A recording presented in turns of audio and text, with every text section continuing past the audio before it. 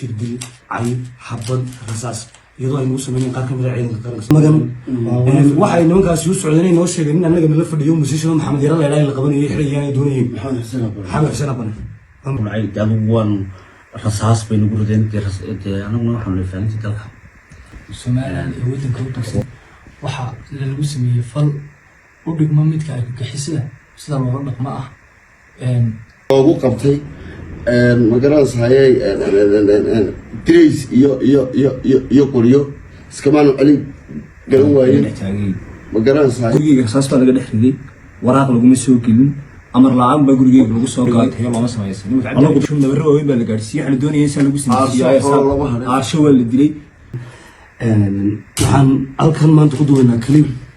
aad quseeya amniga nabadgelyada Soomaaliland marka inta laga yimaado waxa maanta halkan nagu kacay fal aad iyo aad u xun jirdil cay xabad rasaas iyadoo aynu u sameeyeen qaar ka mid ah ciidanka qaranka Soomaaliland oo aan wali filayeen in laanta sabdoonkiin oo ragga magacyadooda ka xasuusto nin ka mid ah la yiraahdo dibir ninka noo keenay la yiraahdo alla magan waxay nimankaas u socdeen inoo sheegeen in anaga la fadhiyo musishiin maxamed yara leeyahay la qabanayay xirayaan ay doonayeen maxamed xuseen aban musishiin xilciga wala qaado meel joogo reejkiga alxamdulillah hadalna waxaan ugu bilaabay rasaasta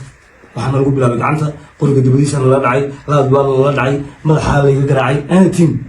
ma nan iska celin karo waano daan ugu afar nin baan iyaguna afar bay ahay waxaan ixtiraaminay waa ciidanka iyo dariiska iyo dawladnimada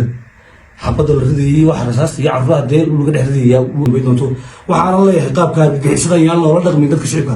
ninkaana la soo daayo wuxuu ku xirayna hal sheego hal cadeeyo waan ka baxay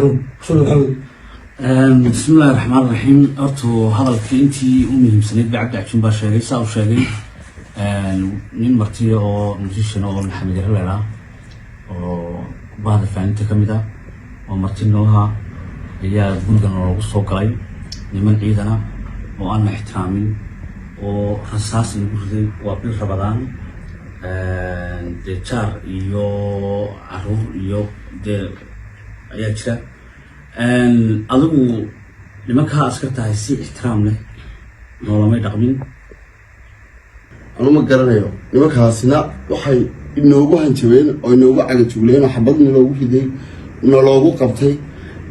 magaras hayay Grace iyo qoriyo iskamaanu celin garan waayeen guriga rasaasta laga dhexriyay